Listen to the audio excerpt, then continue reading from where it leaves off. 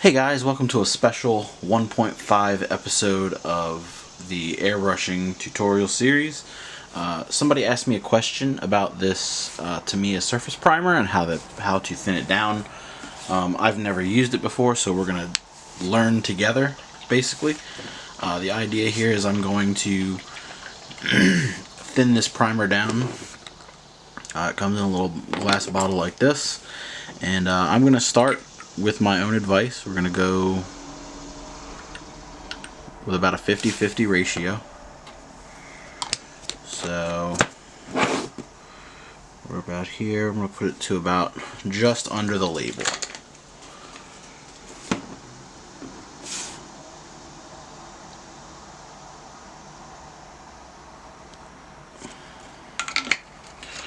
Alright, now we're gonna give that a shake and see how it does.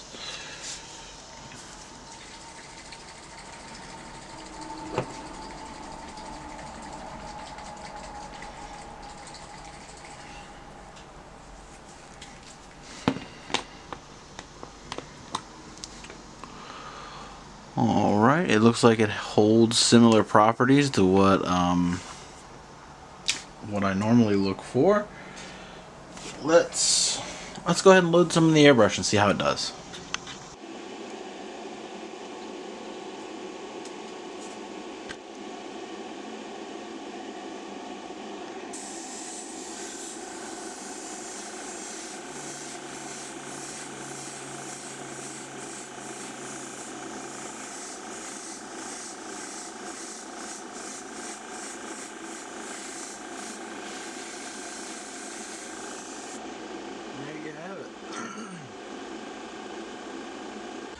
Alright guys, so for the second part of this video, I wanted to go ahead and talk about some of the things you might need to actually get started with painting outside of paints and a model kit. I'm going to go ahead and put a link down below to some Amazon affiliate links for some of the specific gear that I use.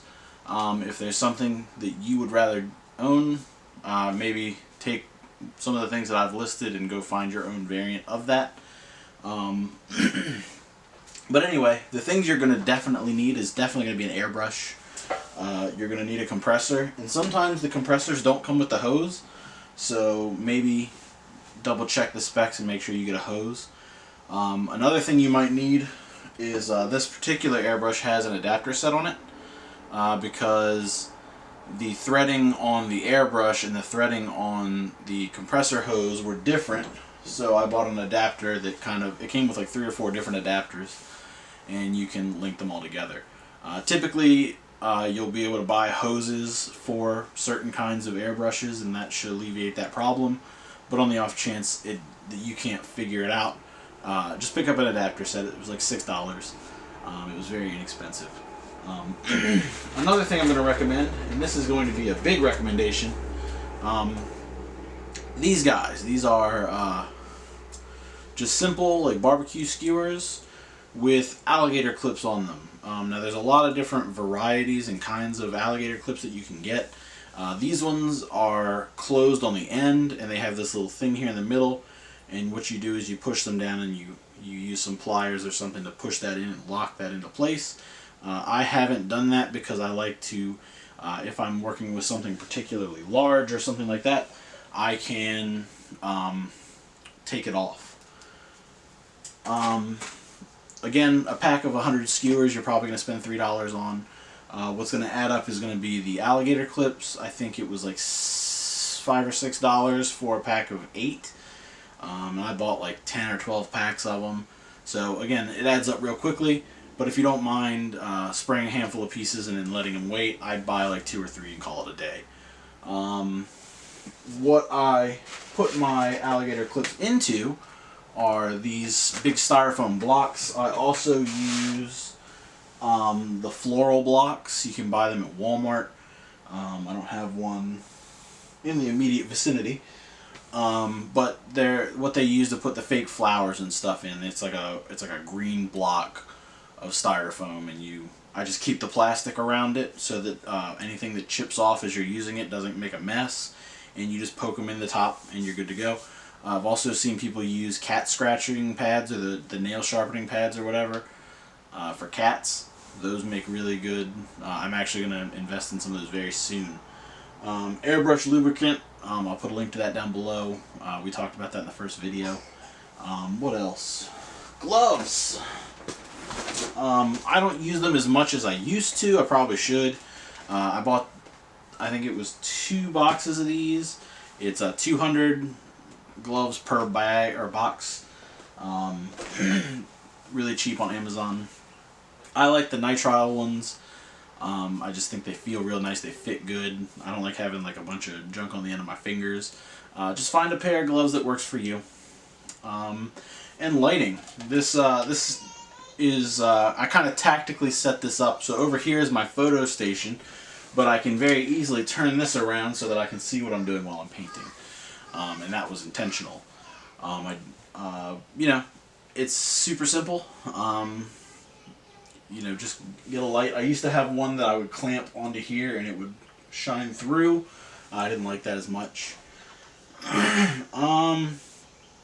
Besides that, the last big thing I'm going to suggest is pipettes.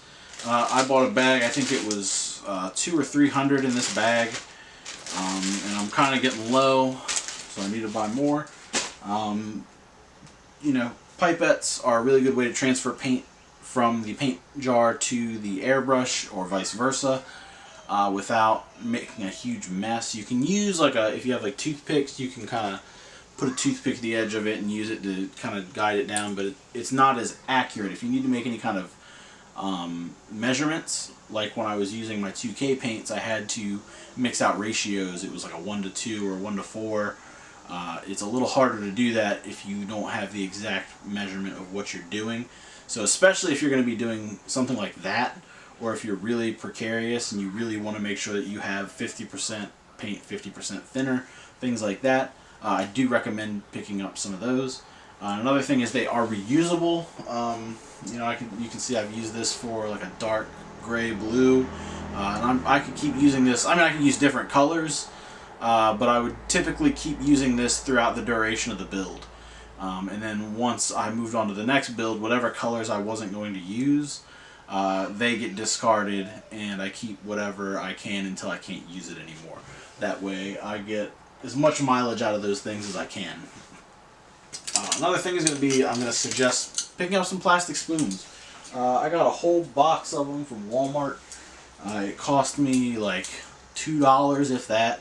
These are really good for testing your colors. These are really good for testing to make sure that your paint is thin enough without sacrificing a piece of a model, without, you know, running the risk of messing something up.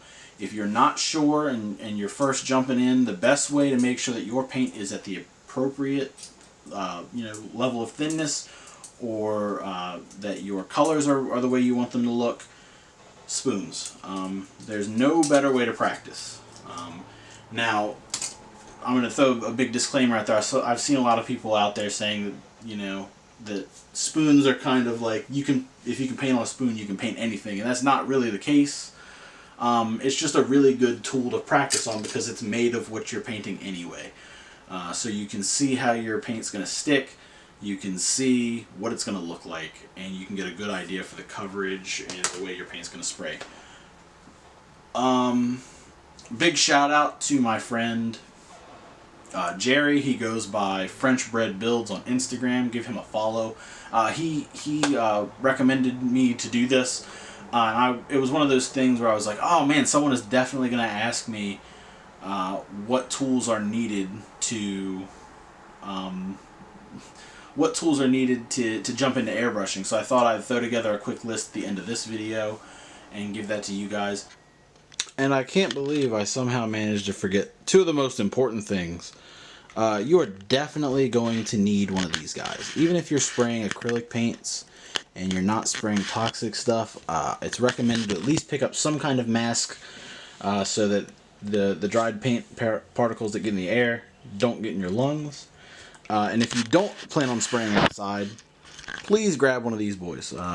There's a load of different brands out there that make air you know, spray booths. A lot of them you can knock one of these walls down and you can make it like a double one. I do recommend this highly. Your lungs are very important. You only get one shot at this life. Please don't, don't squander it just because you want to paint some models. Take care of your lungs. Take care of yourself. And that's it. Thanks, guys. There's gonna be more stuff. I'm gonna try and put like a list together of things for you guys, and I'll build that list as the tutorial series goes on. But hopefully you guys have found this at least a little bit useful, and you've enjoyed this. I will see you guys in the next video. Thank you so much for watching.